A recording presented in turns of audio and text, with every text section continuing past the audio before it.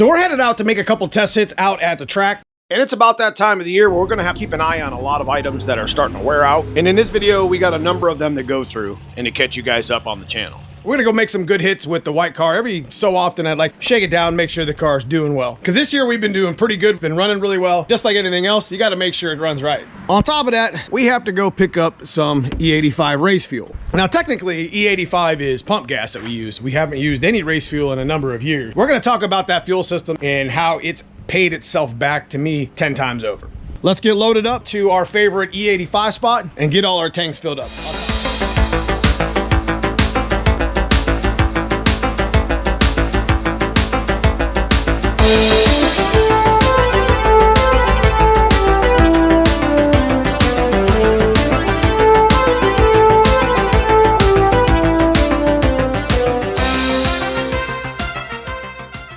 So one of the things we will be doing tonight on top of the tuning is we will be running our draggy. Now, I always run my draggy here in the front, but you got to charge this thing up. And basically what a draggy does, it'll tell you like your 1/8 mile, your 1/4 mile. It's got a magnet on it, so it'll stick on metal.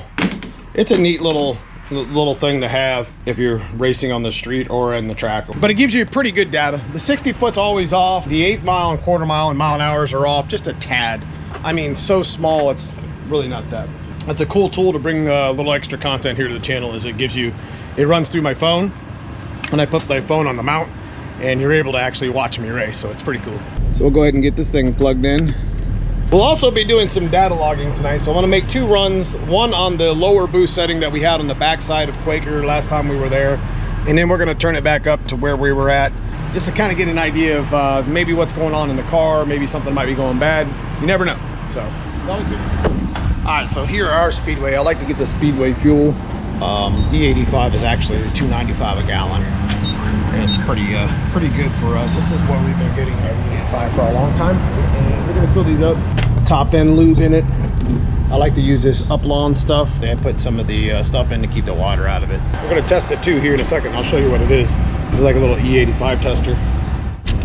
So we ended up hitting our limit at about 175, but that gave us about 67 gallons roughly for, you know, racing and stuff. And I can't tell you how much that's saved me in the long run with racing, but it came out to about E85, 86, 87, which is actually really good for this time of the year.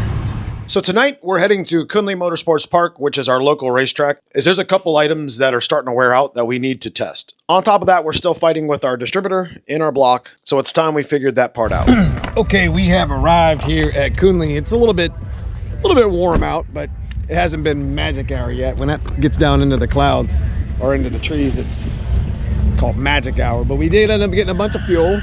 So that's a nice thing. We're pretty set up on E87, E88 pretty much for the rest of the year. And let me tell you, that cost me about $190. I'll be honest with you, that's like 67 gallons.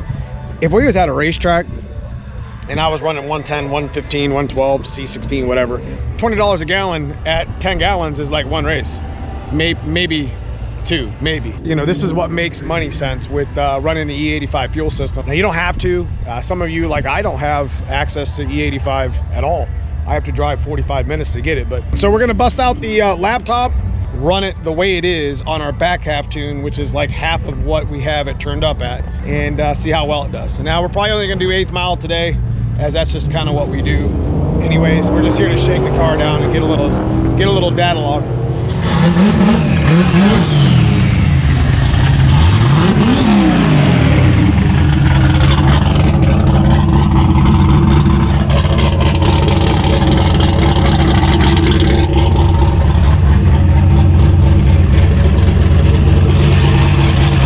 One of the main reasons why I test so much is to make sure that everything's working properly. Last few weeks, we've noticed a little bit of a performance drawback, so we're starting to look at things like timing, turbos, clutches, and even tires.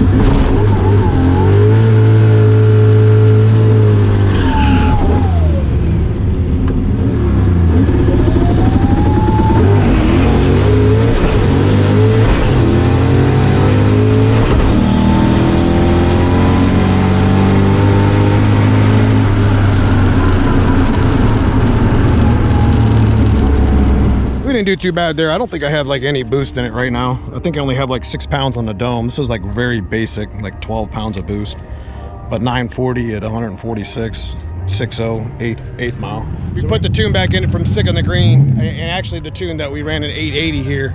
We're probably not gonna run it out the back door at a quarter mile, but we'll probably just coast. Just getting some more data on the data log. Like I found my 6.0 tune there that I've been looking for. 950 tune, in case I ever see some indexes like that. I kind of know what the car runs with that. I'm not really touching it too much or leaning on it too much, I don't think, but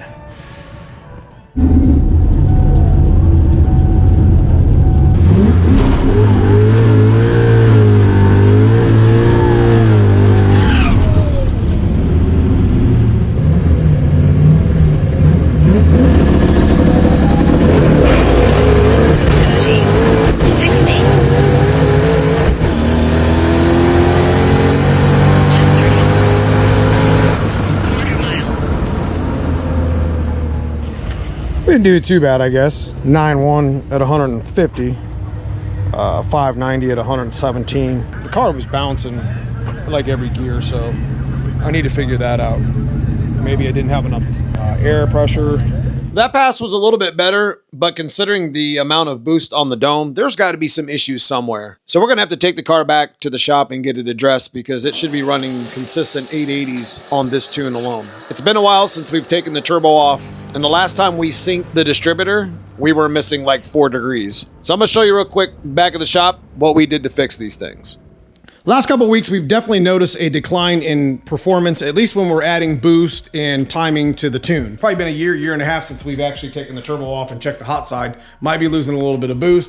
And I'm good thing that we did, because we found that our turbo and all of its fins are kind of bent over from all the back pressure over the years and just kind of folded, you know, and cracked. It's definitely, this wheel is like an F1 wheel, and it's gonna need to be replaced. It's probably got a bent shaft too as well. It just needs to be upgraded. And we've had that upgraded before with Precision Turbo. Actually, both of these have been upgraded to Gen 2 status. So we put the other turbo that we had rebuilt sitting in a box, and I already taken it out, and it's definitely one of the issues you had. But another of the 2 major issues was distributor. Let me explain. Although we should be coil and near plug already on this car, we're kind of saving it for the coupe, and it's over there in a box hiding. This hold down, this distributor kept walking under load. So we had a stock one. This is a 363 Ford Racing block, and we had a stock one that didn't fit very well. So we ended up putting an aftermarket one in that position. Plus we put a stud there, a 3/8 or I think it's 5/16 stud, and it's definitely made a difference. I did a little bit of fabricating with making sure that, you know, it wasn't going to walk again. So since then, we've been watching this. You know, we went through a number of different hold downs to try to keep the distributor in place. There was nothing wrong with the distributor. There's nothing wrong with the camshaft or the motor or anything. It's at the point now to where it's not moving. We really need to go to a cam sync. I don't know. It's just, and towards the mid end of this season, and it's just not time for that. Like I said, I want to keep it for the coupe.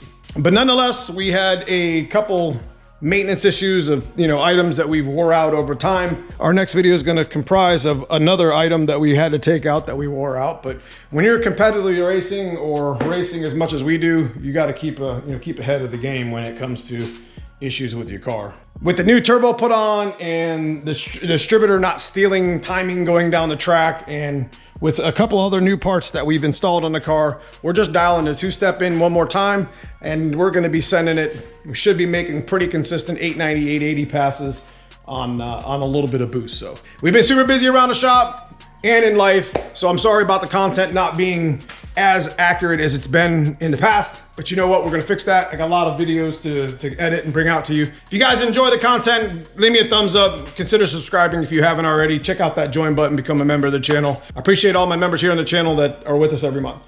But outside of that, I just appreciate you watching. We'll see you soon in the next one.